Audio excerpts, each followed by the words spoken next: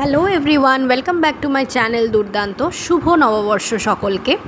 আজকের ভিডিওটাতে দেখাতে চলেছি বারাসাত থেকে আমাদের দীঘা যাওয়ার জার্নি। তো চলো, ফার্স্টে আমরা উঠে পড়েছিলাম টোটোতে, আর এইবারের জার্নিটা আমরা কিন্তু ট্রেনেই করেছি।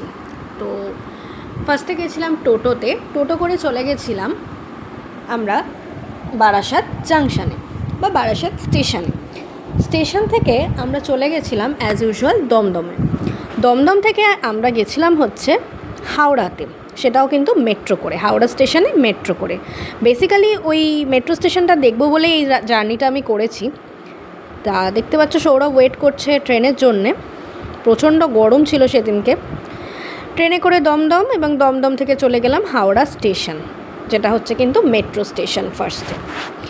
এখান থেকে একটা মেট্রো নেব, মেট্রো নিয়ে আমরা চলে যাব হাওড়া স্টেশনে। তো দেখছো জায়গাটা কতটা ফাঁকা আর একদম পরিষ্কার পরিচ্ছন্ন, কনজেস্টেড নয় একটু। তো ফাইনালি পৌঁছে গেছি হাওড়া স্টেশন, এবং ওয়েট করছিলাম আমরা যাবো কিন্তু কান্ডারি এক্সপ্রেসে। তো কান্ডারি এক্সপ্রেস ট্রেনটা কিন্তু অত্যাধিক লেট করছে, আমি বলে রাখি। 3:15 ট্রেন। সেদিনকে আমাদের ভাগ্য ভালো, তাও 3:30-র মধ্যে চলে এসেছিল। এবার ট্রেনটায় আসতে আমরা উঠে পড়েছিলাম ট্রেনে। এবার দেখাবো সেটা তোমাদেরকে। এটা আমাদের ওয়েটিং টাইম। সৌরভ টায়ার্ড হয়ে গেছে ওয়েট করতে করতে। আমরা ট্রেন টাইমের অনেকটা আগেই গিয়ে পৌঁছেছিলাম। বসে আছি, ম্যাক্সিমাম লোকই কান্ডারির জন্যই ওয়েট করছিল সেই সময়। চলে এসছে ট্রেন, উঠে পড়েছি ট্রেনে। আচ্ছা, এটা কিন্তু নন এসি কম্পার্টমেন্ট। এসি বুকিংয়ের জন্য কিন্তু তোমরা একটু আগে থেকে বুক করো, কারণ আমরা টিকিট পাইনি, যেহেতু আমরা লাস্টের দিকে গিয়ে টিকিট বুক করেছিলাম। আমাদের হঠাৎ প্ল্যান ফিক্স হওয়াতে হঠাৎই বুক করতে হয়। যাই হোক, তো ট্রেনটা এমনি নিট অ্যান্ড ক্লিন, কোনো অসুবিধা হবে না। কিন্তু গরমে যাদের সাফোকেশন হয় তাদের জন্য একটু গরম লাগবে যদি যাও এভাবে। বাকি সব কিছুই ঠিক আছে ট্রেনটার, কিন্তু টাইমিং এক এক সময় এক এক টাইমিং, তো ওটা চেক করে নিও। নেক্সট হচ্ছে ট্রেনটা হল্ট দিয়েছিল এই নন্দকুমার স্টেশন বা জাংশনটায়। খুব সুন্দর একটা ভিউ দেখে আমি ভিডিও করেছিলাম। এবং তারপর আমরা চলে গেলাম দীঘাতে। দূরে দেখতে পাচ্ছ জগন্নাথ মন্দির দেখা যাচ্ছে, যেটা নতুন হচ্ছে, এখনও কিন্তু কমপ্লিট হয়নি। দীঘা স্টেশন। দীঘাতে গিয়ে হঠাৎ করেই ওয়েদার পাল্টে যায়, গরম থেকে বৃষ্টি নামে এবং ঠান্ডা, বেশ সুন্দর লাগছিল, এনজয় করছিলাম এই ওয়েদারটাকে। আর আমরা যাচ্ছিলাম পায়ে হেঁটে। আমাদের অলরেডি হোটেল বুক করা ছিল, হোটেলের নাম গ্লোবাল রিট্রিট, যেটা সি থেকে প্রায় 5-7 মিনিটের হাঁটা। তো এখান থেকে আমরা হেঁটেই চলে গেছিলাম। টোটো করে যাওয়া যায়, তো আমরা টোটো নিইনি, বৃষ্টি পড়ছিল। আমরা আস্তে আস্তে করে হেঁটে হেঁটে হোটেলের দিকে চলে গেছিলাম। তো পৌঁছে গেছিলাম হচ্ছে 7:30টার মধ্যেই স্টেশনে। আর হোটেলে চেক ইন করতে করতে আমাদের ওই 8টা 8:30 হয়। হোটেলের একটা ছোট্ট ভিউও তোমাদেরকে আমি দিয়ে দিচ্ছি, বাইরের ভিউ এবং ভেতরের রুমের ভিউও একটা দেবো। এটা হচ্ছে গ্লোবাল রিট্রিট, হোটেল প্যারাডাইসের পাশে। ওখানে গিয়ে নার্সিং হোম বললে যে কেউ তোমাদেরকে হোটেলের লোকেশনটা দেখিয়ে দেবে। এটা হচ্ছে হোটেলের রুমটা, রুমের ভেতরটা আমি দেখাবো তোমাদেরকে। আচ্ছা, রুমের এই সময় একটু চার্জ বেশি পড়েছিল, 2200 মতো পড়েছিল, নাহলে এই রুমগুলো 1800-এ অ্যাভেলেবেল রয়েছে।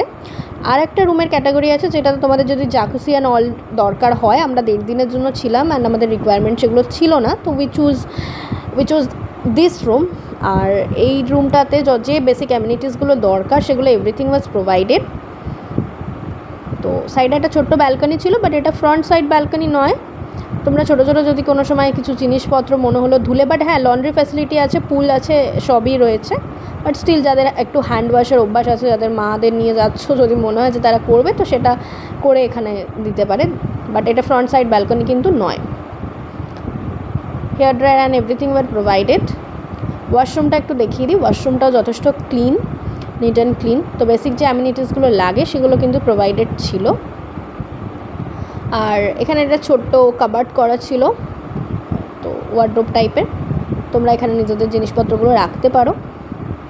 আর ওদের ইনহাউস রেস্টুরেন্টও রয়েছে, সেটার ভিউ আমি দিয়ে দেবো। এটা হচ্ছে ওদের in-house restaurant. This was the in-house restaurant. ব্রেকফাস্টটা কমপ্লিমেন্টারি ছিল 2200-এর মধ্যে। আর ওই যে ব্ল্যাক গ্লাসটা দেখতে পাচ্ছ, ওর পেছনেই পুলটা আমি কভার করে নিই, কারণ আমাদের টাইমই হয়নি পুলে যাওয়ার। আমরা এত বেশি সমুদ্রের পাড়ে চলে যাচ্ছিলাম বারবার, আর রুমেই বসেছিলাম ম্যাক্সিমাম টাইম। তো যাই হোক, পুলে আর আমাদের নামা হয়নি, বাট তোমরা গেলে অবশ্যই পুলটা ভিজিট করো, পুলটা সুন্দর। নেক্সট ডেতে আমরা চলে গেছিলাম দীঘার মেন জায়গা সি সাইড, কিন্তু সেই দিনকে পূর্ণিমা থাকার কারণে প্রচণ্ড জল ছিল, আমরা কোনো বিচ পাইনি। আর যথারীতি ওখানে পাথরের ওপরেই বসে টাইম কাটাচ্ছিলাম। লোক দেখতে পাচ্ছ কত লোক, সে সময় সবার মোটামুটি ছুটি, ম্যাক্সিমাম লোকজনই সেখানে চলে গেছে।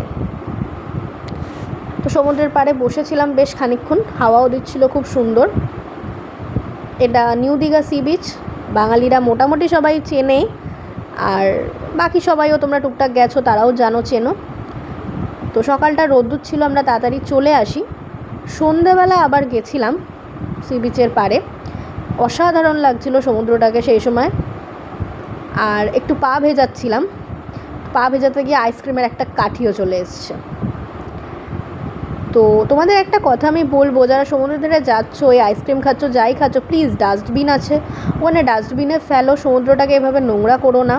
প্রচুর লোকজন যায়, যাদের কাছে অ্যাটলিস্ট আমার ভিডিওটা পৌঁছাচ্ছে, ভিডিওটা শেয়ার করো এই মেসেজটার জন্য অ্যাটলিস্ট, যাতে এই নোংরাটা মানুষ কম করে। একজন দুজন করতে করতে আস্তে আস্তে 10 জন 15 জনও কম করতে স্টার্ট করবে। সবাইকে কন্ট্রোল করা যায় না, বাট কিছু লোক তো হবেই। নেক্সট হচ্ছে ঢেউসাগরে চলে গেছিলাম আমি আর সৌরভ। 20 রুপিস করে টিকিট, কারণ সমুদ্রের পাড়টা এত লোকজনে ভর্তি ছিল, ভেবেছিলাম ঢেউসাগর খালি থাকবে, বাট সেখানেও ভুল। এই জায়গাটাতে আমরা বসে বেশ অনেকক্ষণ কাটিয়েছি, ঢেউসাগরের অনেকটা ওপরে, বেশ সমুদ্রের হাওয়া দিচ্ছিল। তো হ্যাঁ, এই জায়গাটা বেশ ভালো লাগছিলো ওই সময় বসে থাকতে, এবং হালকা গান চালিয়ে বসেছিলাম ওখানটায়। তো যেতে পারো, জায়গাটা ভালো লাগবে আশা করি তোমাদের। দেখতে পাচ্ছ হালকা লাইটিং, খুব সুন্দর লাগছিল। পরের দিন সকালে উঠে আমরা আবার একটু সি বিচে গেছিলাম যাতে বিচ দেখতে পাই, কিন্তু নিরাশ হলাম কারণ আবার ওখানে জল ছিল, তো সম্ভব হয়নি। আমরা চলে গেছিলাম একটা অ্যাট্রাকটিভ জায়গা, সেটা হচ্ছে দীঘা মোহনা। এক সাইডে নদী, অন্য সাইডে সমুদ্র। তো এই জায়গাটা আমার বেশ ভালো লেগেছে, আমার আগে একবার গেছিলাম তখনও লেগেছিল জায়গাটা ভালো। তো চলো তোমাদের দেখাই জায়গাটা। দু সাইডে ছোট ছোট দোকান বসেছে, কিন্তু আমরা একটু বেলা করে গেছিলাম তাই গরম ছিল। দেখো এদিকে সমুদ্র আর এই দিকে নদী, ভীষণ একটা প্রমিনেন্ট ভিউ এই জায়গাটাতে। তো স্ল্যাবগুলো দিয়ে হেঁটে হেঁটে অনেকটা সামনে যাওয়া যায়, জল অনেকটা চলে আসার কারণে আমরা যেতে পারছিলাম না, কিন্তু এখানটাতেই খুবই ভালো লাগছিল দাঁড়িয়ে থাকতে। এটা ওল্ড দীঘাতে, ঠিক আছে, ওল্ড দীঘাতে। আমরা নিউ দীঘা থেকে একটা অটো করে চলে গেছিলাম, টোটোও যায়, টোটোও নিতে পারো তোমরা। তো এখানটায় কিন্তু তোমরা বিচ পাবে, আর এইখানে সমুদ্রটা কিন্তু খুব পরিষ্কার এখনও পর্যন্ত, মানে খুব কম লোক যায় বলে হয়তো পরিষ্কার, কিন্তু ওই ডাবের খোলা জুতো বা নোংরা জিনিসপত্রগুলো এখানে পাবে না। তো এই জায়গাটা বেশ ফ্রেশ লাগবে গিয়ে। আর একটু দূরে ঝাউবনগুলোও দেখা যায়, দেখতে পাচ্ছ সমুদ্রটা এখানে নোংরা নয়, ক্লিন বেশ। তো কয়েকটা ফটো তুলেছিলাম, সেই ফটোগুলো দেখাচ্ছি। আর ওখানে ফটোগ্রাফাররা ওই এক একটা পার ফটো 30 রুপিস করে নেয়, তো অ্যাজ আ মেমোরি আমরা দুটো ফটো তুলিয়েছিলাম। এই ভিডিওটার মধ্যে আমি দিচ্ছি একটা ফটো, তো দেখতে পাবে তোমরা, ইনস্ট্যান্ট ফটোগুলো দিয়ে দিচ্ছে ওরা ওখানে। এটা কিন্তু দীঘা মোহনাতে। এবার ছিল ফেরার পালা, ফিরে এসেছিলাম কান্ডারিতে, কিন্তু ট্রেনটা 7টার ট্রেন রাত্রির 12:20 ছাড়ে। সবাই ভীষণ এক্সস্টেড ছিলাম, ভীষণ টায়ার্ড ছিলাম, তো আলটিমেটলি আমরা ফিরছিলাম। তোমরা চেষ্টা করো বাসে করে যাওয়ার। Good bye and have a lovely day.